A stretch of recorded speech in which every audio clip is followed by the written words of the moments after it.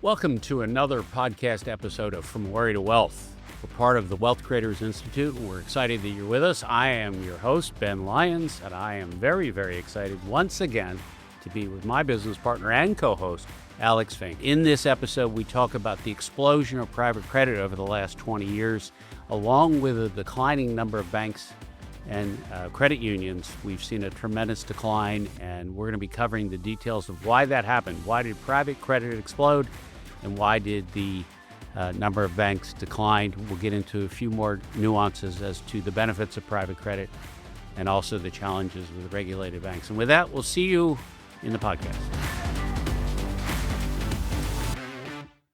Alex, here we are again, another podcast. Very exciting stuff, Benji. It is exciting. In today's podcast, title, The Growth of Private Credit, or the shrinking number of banks and the explosion or the rise in the private credit markets. That's a pretty cool topic, right? Something near and dear to our hearts, Benjamin. It sure is. So let's take this time and educate our listeners, viewers, on really what's happened the last 20 years, because I think it's about 20 years that we've seen this contraction of banks and credit unions and this explosion of private credit.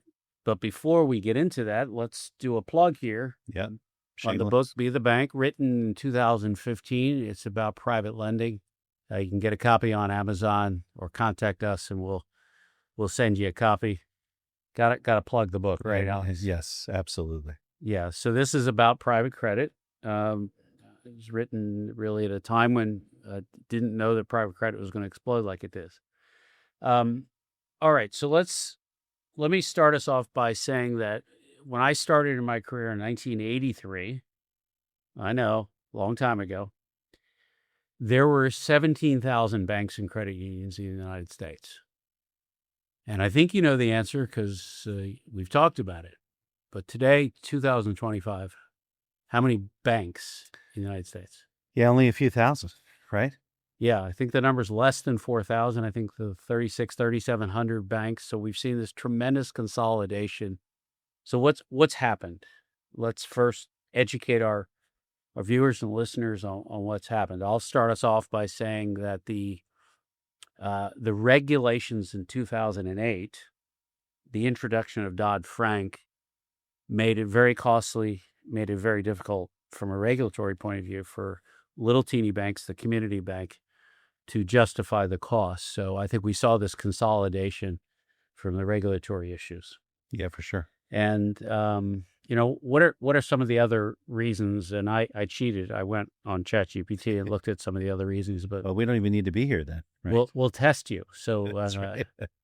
So compliance was one. Let's see what some of the other reasons. Well, I think scale is a challenge, right? And you think about recently some of the issues with banks being challenged with liquidity and capital drove a lot of the depositors, in my mind, this is a more recent event, right? Drove a lot of the depositors to think, I want to be with a larger bank that is too big to fail, right? Versus a regional bank versus a small bank. So I know there's some transient deposits that certainly affected a lot of the smaller banks. So that's one factor. Yeah. The takeover of the money center banks and the centralization of decision-making. Remember, you're younger than me, but yeah, we used to drive to our local bank and meet with Bob. Shake somebody's hand. And say, hey, Bob, I need some help. I need to borrow some money. I want to do this. I want to do that. Right. And I think that's gone. Yeah, it's really kind of sad, actually, in some ways. But it is sad. Yeah. Now, the savings and loan crisis was really, I think, early in my career, that was probably one of the first things where the issues of the savings and loans, somewhat Wild West. I would say there were some people that took advantage of the system and cost a lot of money for taxpayers and shareholders of banks. Yeah, and we've seen this consolidation in other industries, right? It's like, why don't we go to a local grocery store? Some places you do, right? Versus a Walmart, versus a Target, versus a Publix, right? So I think just the smaller guys competing, the cost of employees, the cost of insurance, the right level of acumen to handle the regulatory environment. If you have 1,000 branches versus 3, your corporate office can better manage the compliance aspects of it. And I think you get economies of scale. And that's probably true in a lot of industries, but it's certainly affected the banking industry as well.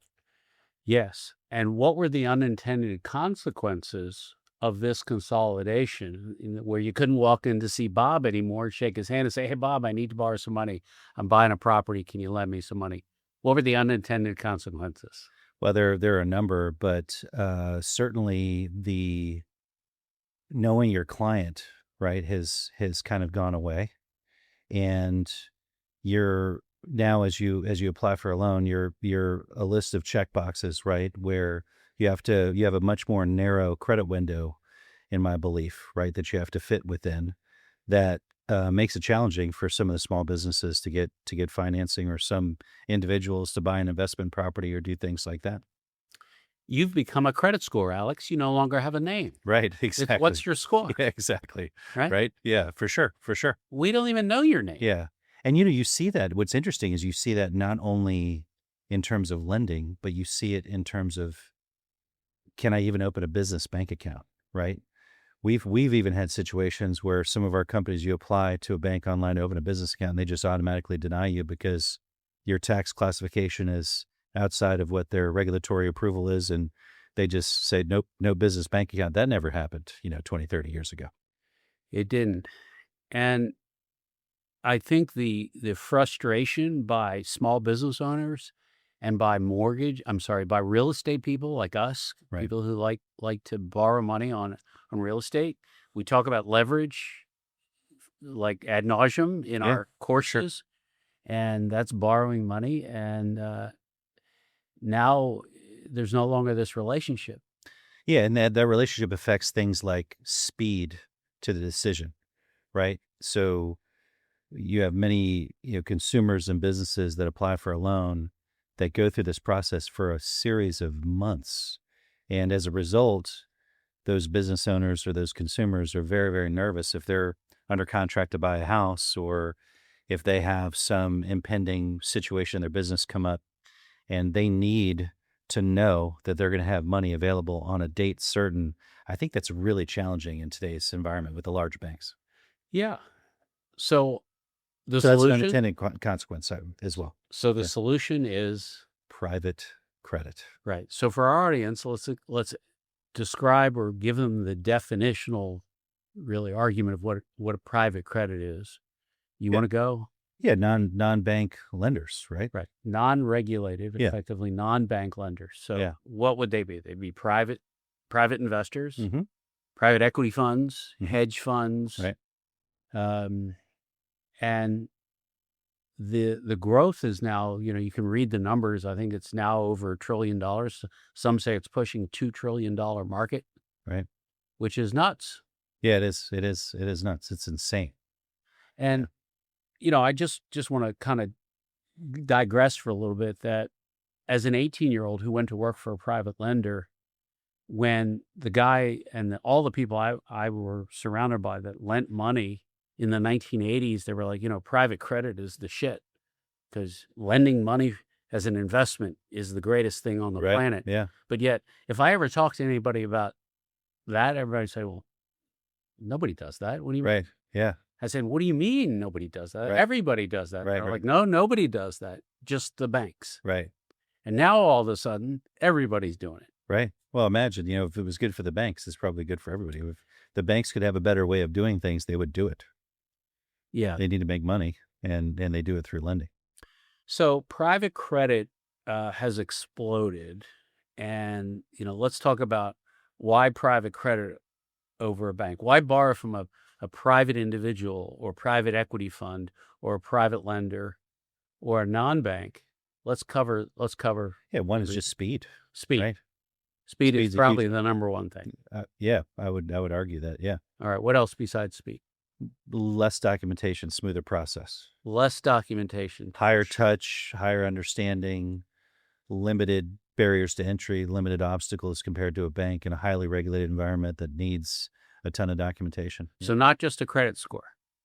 No, just any documentation, right, that a bank would require. 2 forms of repayment is often required by banks and things of that nature. So a private lender can look at an asset, understand that risk, and arguably be in a much better risk position with a higher yield and get to the table much more quickly than a bank. And those are great things. I mean, consumer pays a bit more, but has a smoother process. Yeah, so let's stay with the theme of the cost of this entry of private credit. And I think that one of the unintended consequences is that there's this new avenue of capital, the private credit markets, but on average, what would you say the increased cost to the borrower is of this capital, if you were to Let's put say minimum 2%, Yeah. 2%, and it could go much higher than that. Yeah. Yeah, I've always said, at least for the last dozen years as I've been talking about this topic, it's probably somewhere between 2 and 5%. Right. Could be higher even, but yeah. Could be high. Minimum 2%, yeah. But yet, Fees are higher generally too in these situations. what is the borrower, because this has exploded? The rationale is the borrower is saying, that's it, I've had enough of this barrier of entry to borrow money. I need a solution. I need it now. I want to That's exactly right.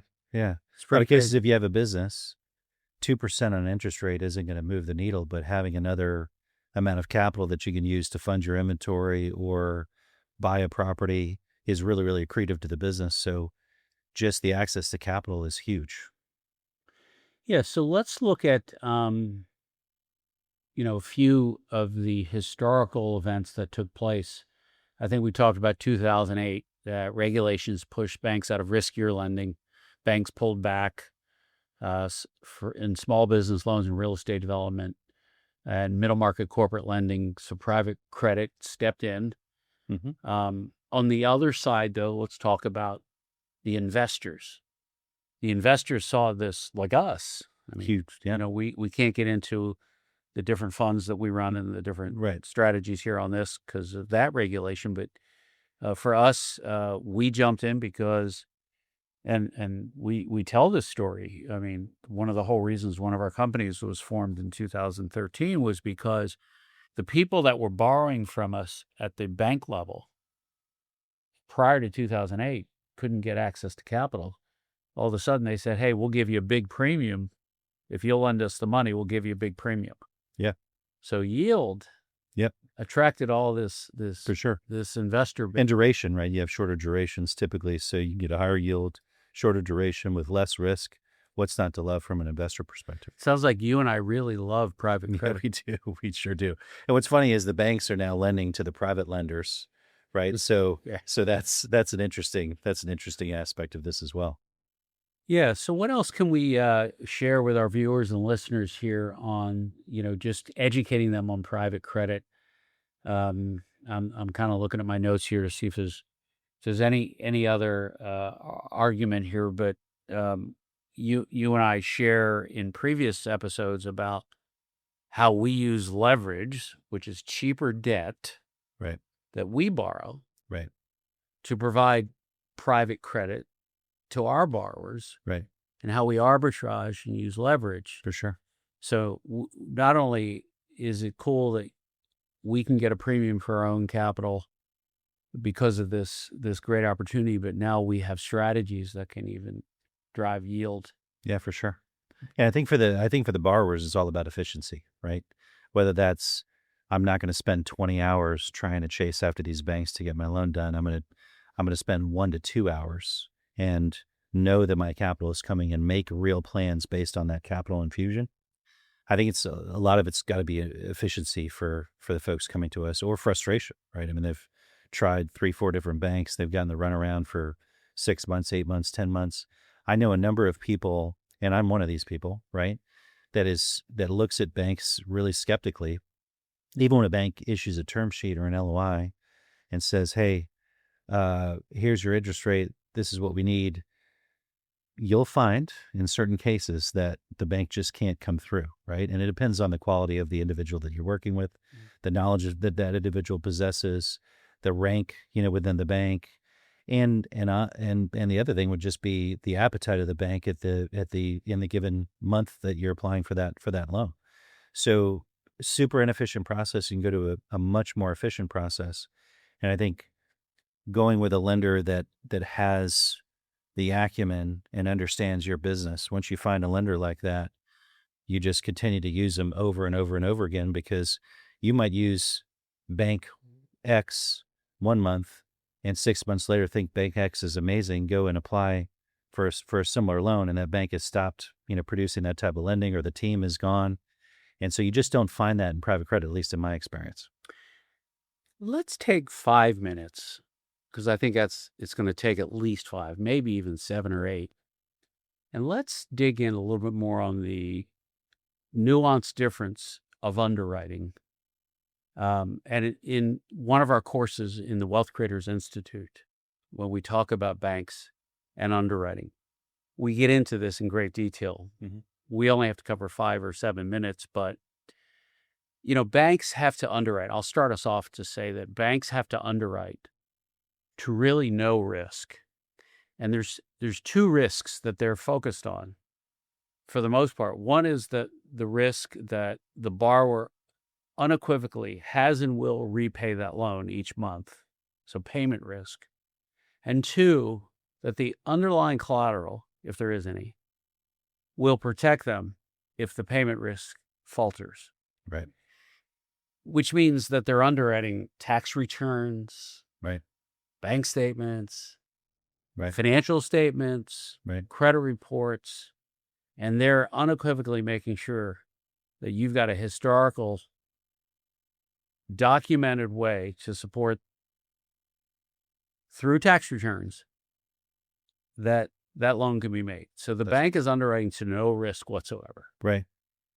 And often with a team that's less qualified, right, than some of the private credit folks, right? Because your private credit folks that are backed by individuals and companies that are in that space to be in that space, right? Generally at a bank, you're dealing with, some local resource potentially, or some resource that's at a call center, or some processor that has, 100 files, 200 files. And I've even been with private banks, which, well, we could talk about at some point, right? Explaining the difference between a private bank and a non-private bank, but banks that cater to individuals with much larger relationships. And I personally have experienced in a bank where I may have a ton of deposits in that bank, and I may have a long-standing relationship in that bank. And literally, I will sit there on the phone with many underwriters, and they will say, Alex, we understand that you make enough money to qualify for this loan. We're just trying to figure out how to document it, right? And my response is, well, just to be clear, you guys have all of my bank accounts. You see all the money that goes in and out, and there's a document in your possession known as a tax return. And that's what the government utilizes to determine what I actually earn, right? I would flip to that document and maybe utilize that document. And what's funny is, in that case, I think I was maybe 60 days into the application process. And so I was just like, oh, forget it. I applied somewhere else and closed the loan before they even figured out whether or not they could approve the loan, right? Yeah. And so you're dealing with a really substantial underwriting process, and with folks that have limited experience and understanding of the various documents that they're required to put together to properly document a loan. And so you have a series of roadblocks, right, that you have to go through, and a team that's navigating those roadblocks that generally doesn't have the right set of experience to navigate those properly. And so they're relying on third-party information. It may fit a checkbox, but a private lender may look at something and say, this doesn't make sense, where a bank would just say, okay, that's a checkbox, boom, I'm checked, now I'm moving on to another thing. And that's partially why, banks have portfolio issues, right? Because they may not realize an appraisal doesn't make sense, right? To the bad or to the good for them. They may not understand the nuances of the tax returns and the economic situation, whereas a private lender can really look critically at these things and often manage the risk a lot better with higher yield. So what's not to love about it? Yeah, great detail. Love that. We could probably, you and I, sit here for hours about this. Yeah, because our we are involved in a lot of businesses, right? And we have probably a more complicated financial profile than maybe others. And I think, to your point, I have found that I finally just say to the underwriter at some of these banks, let's just call it a day. Exactly. You don't. Yeah, why waste time? Yeah. You're clearly using a checklist, Right. But if you don't understand business, you don't understand self-employment, and you Right. don't understand.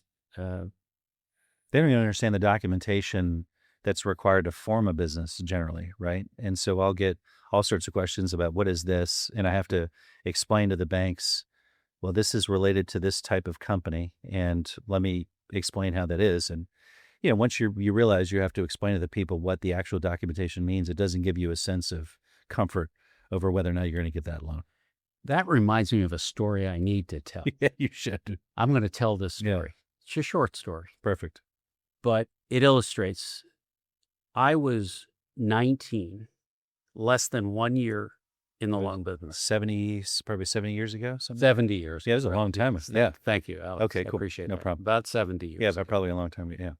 And I was in the mortgage lending business and real estate business for less than 1 year. Really didn't know what I was doing yet. I mean, I was learning. Like any 19-year-old getting into a business, right? Yeah, learning fast. And I remember I got a call, and back then I did both private credit and also regular loans at banks. Right. And I got a call for a guy that wanted to borrow money on a really big house, one of the largest houses I'd been to at that time. And I pulled up to this guy's massive house, and his butler answers the door, escorts me into the library. Or lounge of some type. Yeah, nice. And I wait for this guy, and this 60-year-old distinguished-looking man comes out.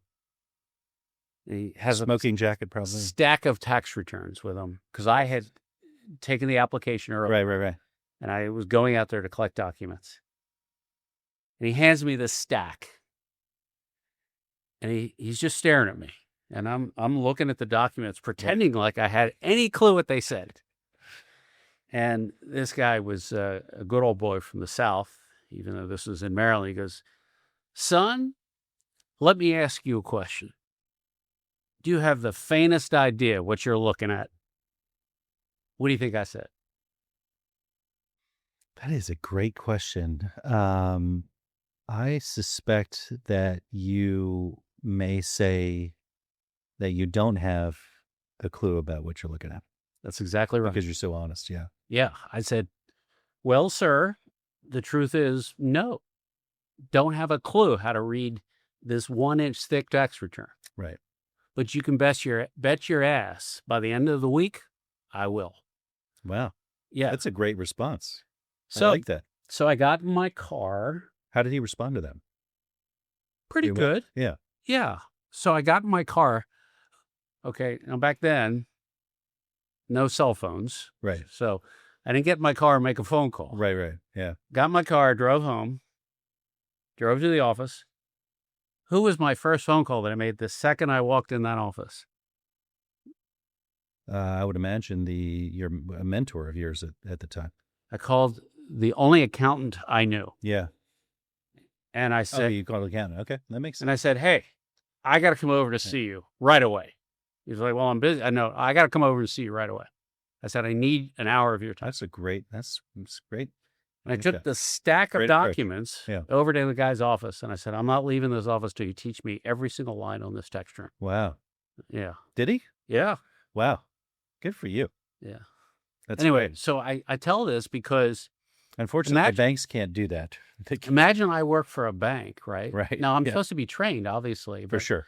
The point is that I don't think banks really take the time to understand how people. They've got so many employees; they can only train so much, and their employees are pretty transient, right? Most of the employees in the branches don't even understand basic, business documents. Yeah. Let alone a tax return. I mean, they really don't. So. Yeah. So private credit for you and me has been kind of the staple of what we like to do. We talked about in our previous episode, money never sleeps. Mm-hmm. So the reason we like it as an investor is that we're lending money. Now we for full disclosure, we generally only lend money secured by assets. Mm-hmm. So we're not doing unsecured private credit. Right. We want full collateral. Right. All right. So anything else you can think of that our audience would benefit from in understanding private credit before we wrap up this episode? I think private credit, all I would say is I think private credit just becomes more and more advanced over time and a larger portion of our economy, just given where regulations have gone. And there may be some regulatory changes at some point that mitigate that to an extent, but I just don't see private credit going away. I see it expanding. Would you agree with that? Yeah, I don't, for sure, I don't see it going away. It's been too profitable. And, if you look at the statistics of some of the private credit providers and how well they've performed over the last 10 years, even though we've had a great economy for many of the years, the private credit providers have done very well. Yeah, and only better as interest rates have risen, right? So Yeah. it's a pretty amazing thing. And what's nice about private credit, we teach this in some of the seminars that you've done, is that you effectively get to act like a bank in a much, much more efficient way with less risk and a higher yield in a lot of cases. Yeah, well said. And I think that's a great segue into let's plug the Wealth Creators Institute. So if you want to learn more, contact us at thewealthcreatorsinstitute.com and be part of our community. And we do have courses and lessons, some of it free, some of it not free, to learn about private credit. Now, private credit, just for the sake of this discussion, we can explain to our viewers and listeners that private credit, you can do it for a living and originate private credit and make fees, right? Commissions, right? Yeah. And work for a private credit provider like us, right? Or you could be I don't want to say a wealthy investor, but you could be an investor that qualifies, that has capital, right? That wants to learn how to deploy their own capital safely. And again, let's plug the book here. Be the bank. Be the bank. That's exactly. Be the bank. Yeah. So if an individual wants to learn to invest their own money, they can read this book. Or they can just contact us and we can act as their mentor and provide guidance to them. For sure. Yeah. All right. So I guess with that, Alex, we'll say goodbye, right? Thanks, everybody. But it's not forever. It's only for this episode. You don't have to cry. All right. Don't cry. Yeah, that's right. Yeah, I know. I'll be sad. But anyway, thanks for being with us in this episode of From Worry to Wealth podcast, and we'll see you in the next episode.